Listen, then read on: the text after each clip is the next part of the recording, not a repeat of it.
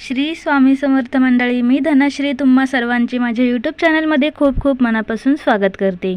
तर मंडळी, आज आपण श्री कालभैरवाष्टक श्रवण करणार आहोत। चला तर मग लगेचच सुरुवात करूयात। ओम नमः शिवाय। ओम देवराज सेव्यमान पावनांघ्रि पंकजं व्यालयज्ञसूत्रमिन्दुशेखरं कृपाकरं नारदादियोगिवृन्दवन्दितं दिगम्बरं काशिकापुरादिनाथ कालभैरवं भजे। भानुकोटिभास्वरं भवाब्धितारकं परं नीलकण्ठमीप्सितार्थदायकं त्रिलोचनं कालकालमम्बुजाक्षमक्षशूलमक्षरं काशिकापुराधिनाथ कालभैरवं भजे। शूलटङ्कपाशदण्डपामिधिकारणं श्यामकायमादिदेवमश्वरं निरामयं भीमविक्रमं प्रभुं विचित्रताण्डवं प्रियं काशिकापुराधिनाथ कालभैरवं भजे।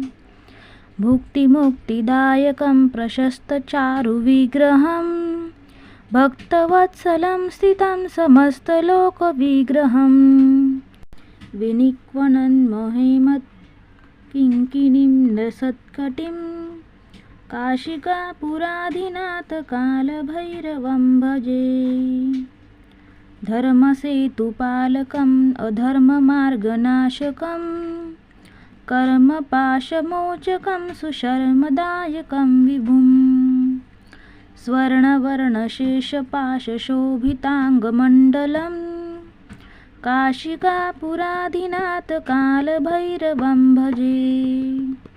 रत्नपादुकाप्रभाभिरामपादयुग्मकं नित्यमद्वितीयमिष्टदैवतं निरञ्जनं मृत्युदर्पनाशनं करालदंष्ट्रमोक्षणं काशिकापुराधिनाथ कालभैरवं भजे।